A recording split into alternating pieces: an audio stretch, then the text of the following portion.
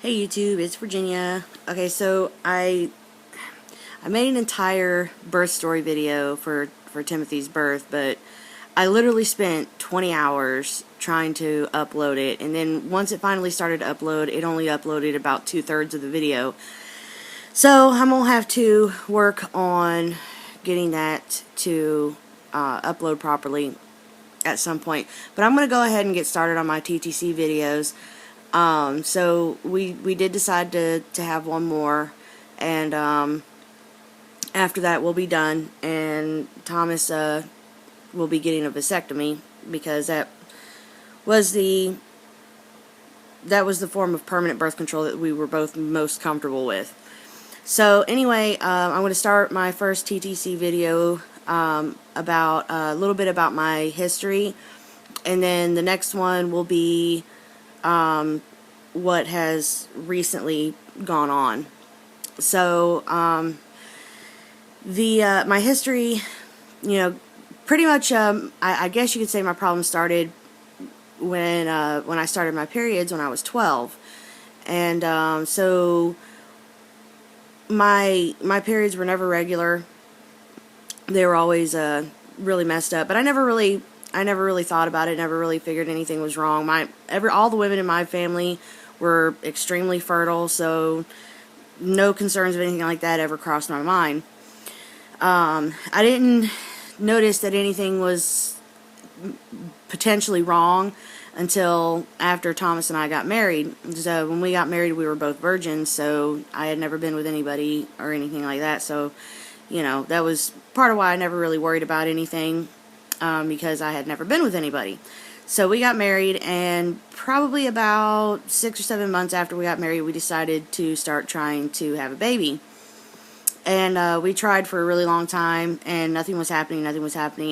It took a year, and I finally got pregnant with Lizzie. After she was born, when she was about 18 months old, we decided to start trying again. And so that time, it took a year and a half or 18 months to get pregnant with Marley.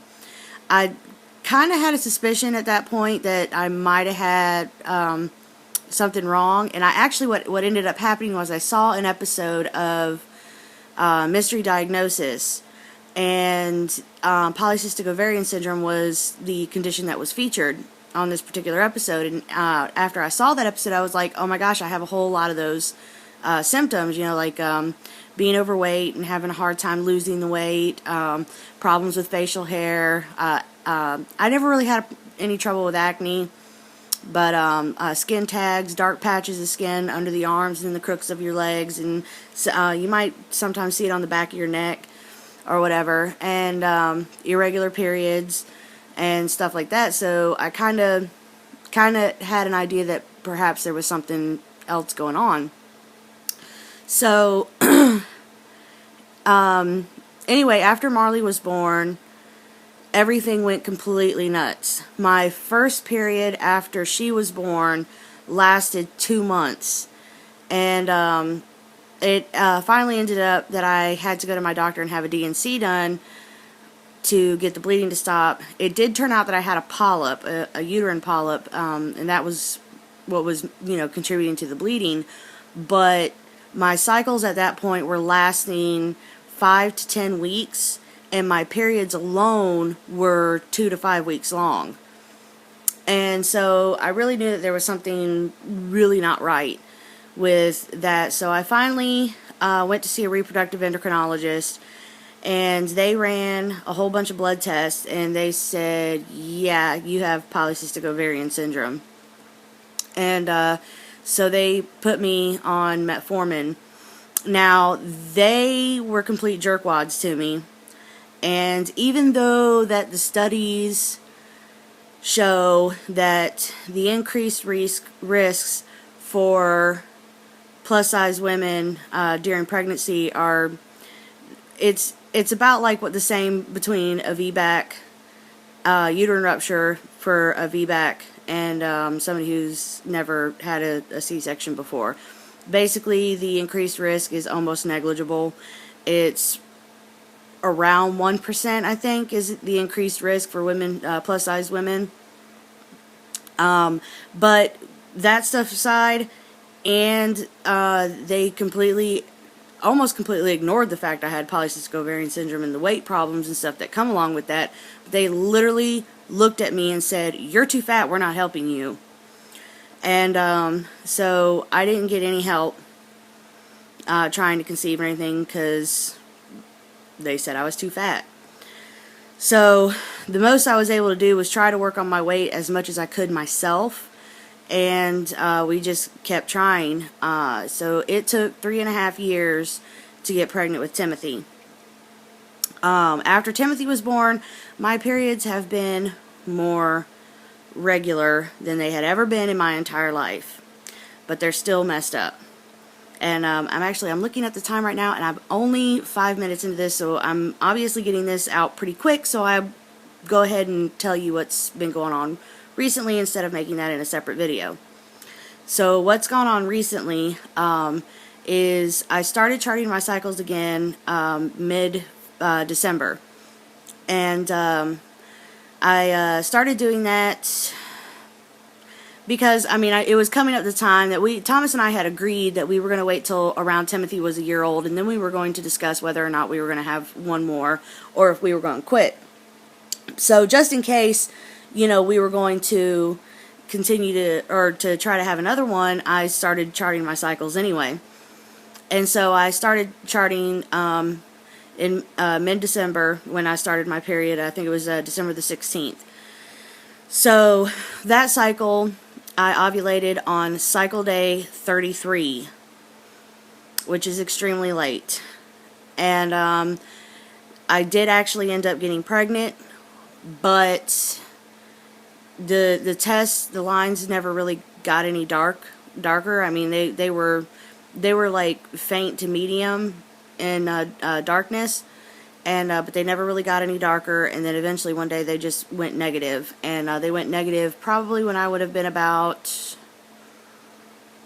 like 4 weeks and 3 days or something like that. And so I started basically it's called a chemical pregnancy, but it's a real miscarriage. There was an egg that was fertilized, implanted. It just didn't develop, barely even have a chance to develop a fetal pole. Like when you start bleeding, you don't even really see anything because it just didn't have an opportunity to develop. So I was probably about 18 DPO, and I started spotting, and then the next day I had started an actual flow. And so we started trying right away because with a chemical pregnancy, your body treats it like a period. So you're safe to start trying right away. So the bleeding started February the 5th, so that was cycle day 1, was February the 5th. And that time I started doing OPKs and everything. I tried soy isoflavones, and so I ended up ovulating on cycle day 26, which is still really late, but at least, I personally think that the soy isoflavones helped me to ovulate earlier, but it still wasn't early enough. So I actually got pregnant again, and this one hung on a little bit longer, but it didn't make it either, and I started to miscarry. It was probably about 4 weeks and 3 or 4 days or something like that, and I actually started, cycle day 1 was March the 22nd. No, it was March the 21st. And so I called my doctor, and I actually had my yearly exam was scheduled for March the 27th. So I called them, and I let them know what had happened, because I didn't even call them with the first chemical, because I didn't see that there was any point in it.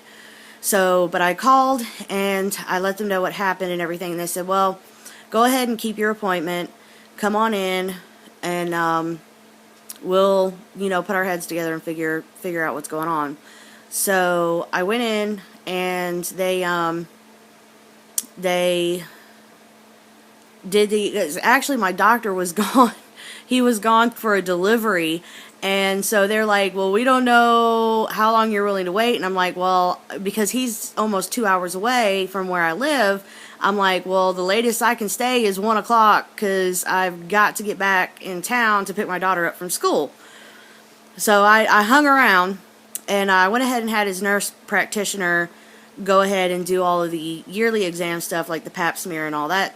And so she went ahead and did a transvaginal ultrasound, and she said you could actually see, she showed on the ultrasound, where you could see where the embryo had implanted and stuff, but that little section hadn't cleared up all the way yet. But that, like, the rest of the lining looked perfect and everything, and so she went to look at my ovaries, and the right ovary had a couple of little cysts on it, but it otherwise looked okay. My left ovary was completely covered in cysts. I mean, it probably had like 15 or 20 cysts on it. It was ridiculous. So she's like, yeah, you definitely need to get back on the metformin, which actually, about that, I forgot to say, I ran out of my metformin shortly after Timothy was born, so I basically haven't been on it since he was born. And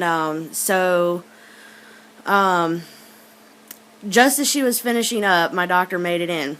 So, I got dressed and everything, and he came in, and we sat down and we talked. And so what the plan of action is he's got me back on metformin, and it's 850 milligrams twice a day, and it's the extended release, and it's actually a higher dose than what I was on before, and I can already tell it's helping, because I was feeling, I'm not one of those kind of people who normally would say, like, oh, I feel ovulation pains or anything like that.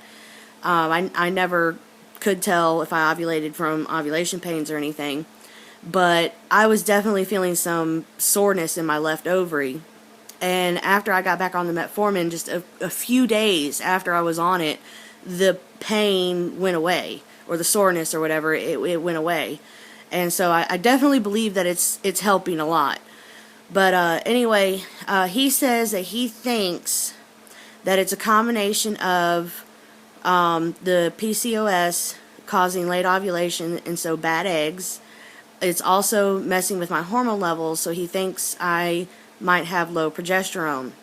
So he put me on the metformin to help regulate the PCOS, and then he prescribed progesterone for me to take starting 5 days after my LH surge. So I get to have a lot of fun taking a lot of OBKs.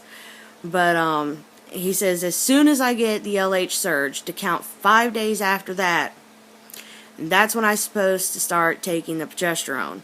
And I tried to ask him all about, because they wanted me to use the Clear Blue ovulation, the Clear Blue digital ovulation test, but I've gotten false positives with those, so I'm taking those with some internet cheapies and stuff, and because he said you got to be really, really precise with when you start taking it, because if you take it too soon, then it'll just work like birth control. If you take it too late, then it won't have the time to help prime the uterine lining and everything. So I was trying to get out of him, well, if I go by my temps, or do I wait for the rise, the 3 days after confirmed ovulation, is that the latest I can take it? He said he was very adamant that he wanted me to take it 5 days after I get my first positive OPK. So I've been testing like a mad woman, several times a day with several different tests, trying to make sure that I pinpoint precisely when the surge starts. So that's where I'm at right now. I'm on cycle day 15 right now, or probably by the time I get this uploaded, yeah, it's after 1 o'clock in the morning, so by the time I get this uploaded, it'll actually technically be cycle day 16. I haven't gotten a for sure positive OPK yet. I think I'm starting to get close, but I haven't gotten there yet. We've been basically trying to do the baby dance every day since I stopped bleeding. But haven't quite made it every day, but getting close. And so that's where I'm at right now. I'll be doing some videos on reviews for the OPKs I'm using, because I'm using some clinical guard OPKs. When we were trying to get pregnant with Timothy, I'd used the clinical guard HPTs, but it's like, I think they're okay but you got to take them with a grain of salt, if that makes any sense. But anyway, I'll be doing reviews and stuff on those. I'll be doing some live tests. I'll be doing some other. I've got a whole bunch of videos that I want to do. I just need to get around to doing them. But hopefully I'll be getting those out and keeping everybody updated on what I'm working with trying to conceive. And hopefully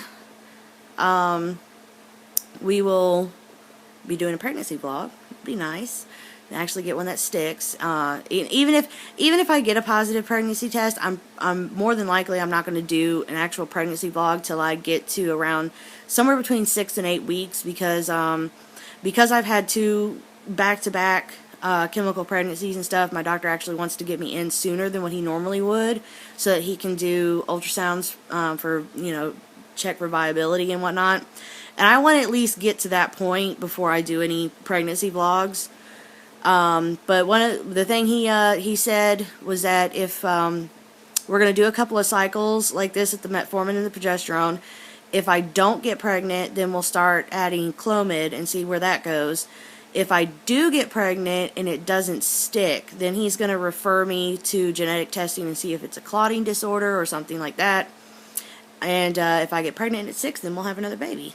So, but anyway, that's all I got for right now.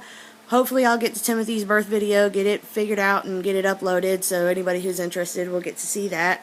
So, alright, thanks for watching.